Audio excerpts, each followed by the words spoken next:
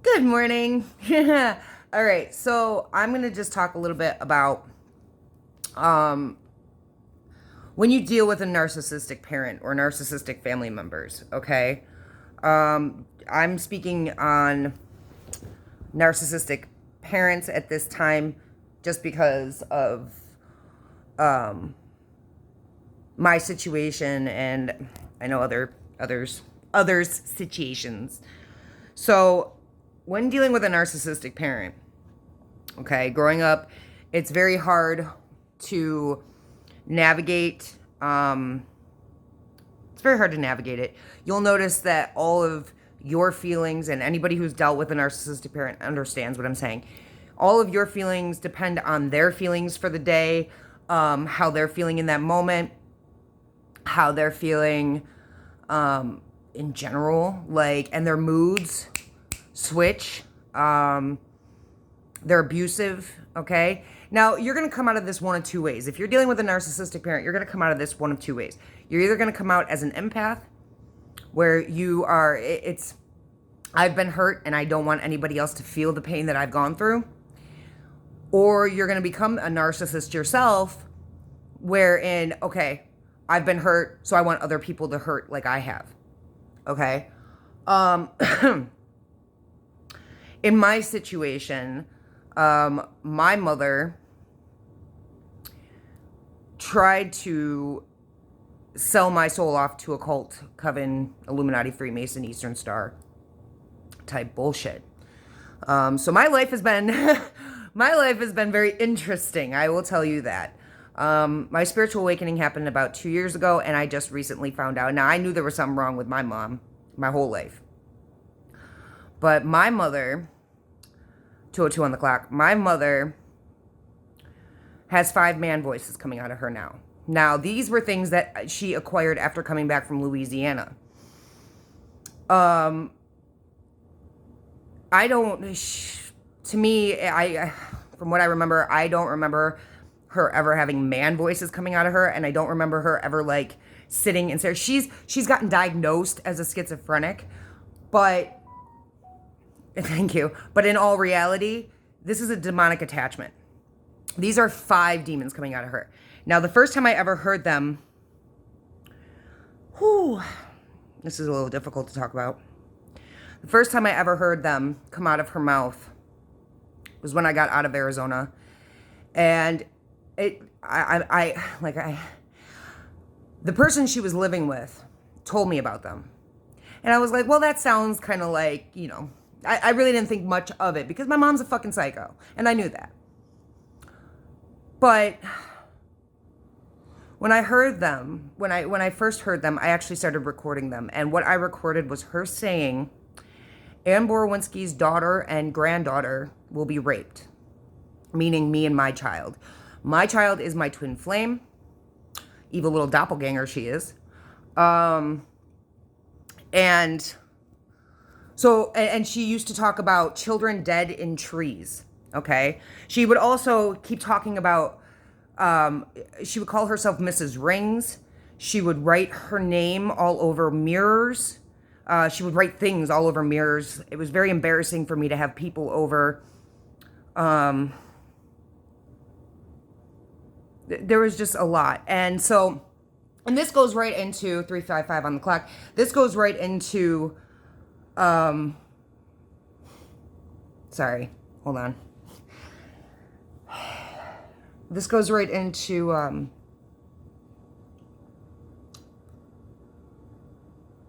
yeah, I lost my train of thought there, which means it's probably not the time for whatever I was about to say to be said. But yeah, my mother set me up she tried to kill me off in the womb. When that didn't work, she tried to sell my soul off to a cult coven so that she could continue to manifest off my energy. And I am assuming that's how, so when people are diagnosed schizophrenic, when people are diagnosed with, okay, So we'll go right into addictions, right? We got sex addictions, gambling addictions, alcohol addictions, drug addictions, what else? Tons of addictions, right? We got schizophrenia. We are not made to be sick. We are not made to be humans. Humans created diseases. Big Pharma created the medications, right? And what it all really is demonic attachment. It's literally when that actually hit me, where I had a drinking problem, right? A habit, because it was easily dropped. Thank you, confirmation. I would drink and drink and drink and drink until I blacked out. Because what it was I had severe anxiety and no doctor was listening to me about it. And they wanted to run me through about 17,000 medications before they actually prescribed me something that would actually work for me.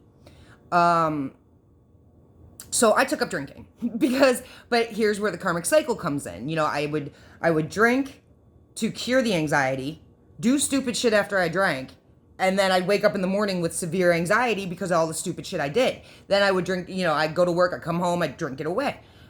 So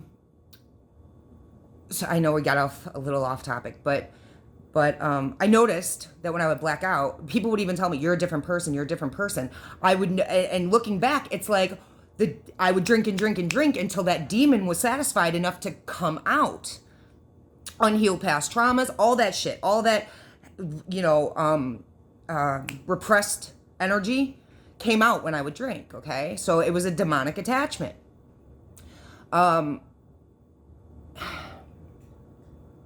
So when my mother sold this cult coven my soul, which wasn't hers to fucking sell off anyway, there was something my tarot reader said. There was a pact made that when I spiritually awoke, that the spell, the magic, the bullshit would be broken. My spiritual awakening happened 2 years ago out in Arizona, almost 2 years ago. And since then, I really thought that once I got out of Arizona, I would be safe.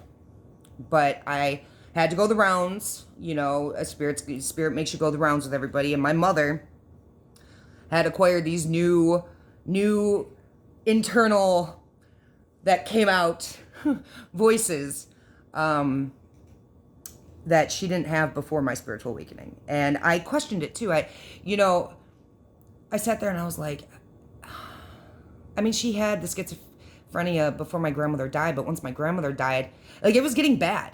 But then when I got back from Arizona, it was extremely heightened. And when I brought up black magic to her, because I pointed this out on other videos, 808 on the clock, but you see this scar right here? Right there?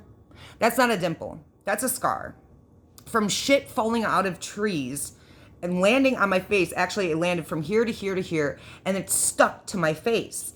And so this all healed up, but this remained. And when I went to my mother, she goes, "What is that on your face?" And I said, "Mom, I have black magic. I have people doing black magic on me."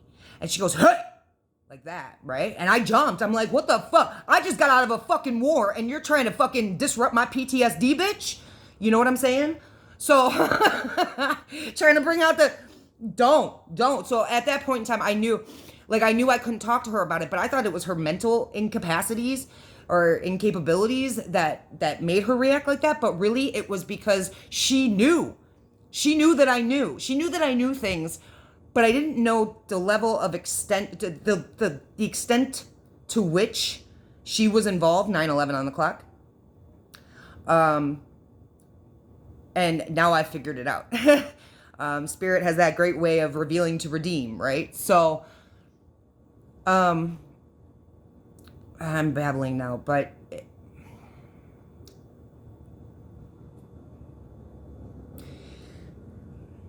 I don't know. This is all part of my journey, right? So, going back, if you're dealing with a narcissistic parent, get away from them. Get away from them.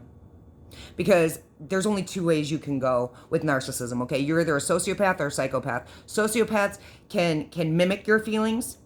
They don't actually have them. And psychopaths have no feelings, okay? That's the two versions of narcissistic people, okay? Is you either a sociopath or a psychopath. Get the fuck away from them, because you don't want to end up like them. And you don't, I don't know. Just get away from them. Because you don't know what they've done behind the scenes. And you don't know, you really don't know. Even if it's your mom, if it's your dad, whoever, you don't really know them. I'm just finding this out. I didn't know my mother. I thought she loved me. I thought she cared for me. I thought no. She kept me alive because she was benefiting off of my life and my energy. My father too. Probably my uncle too. I'm not really sure who the male narcissist was in the situation. Could have been my grandfather. I don't know. But I do know what she did. And I'm sure all other things will be revealed to me in time. Spirit likes to spoon feed me information, because I did a reading where I was like, just tell me everything. And they're like, no, because it's too much. It's too much. So there's a lot more that I don't know, but there's things that I do know about everybody who's ever come into my life, and about and it's not good. None of these people have been good to me. None of these people have, it was all set up. It was set up before I was born. It was set up after I was born. It was just one big fucking fuck ball of setup. So that's all.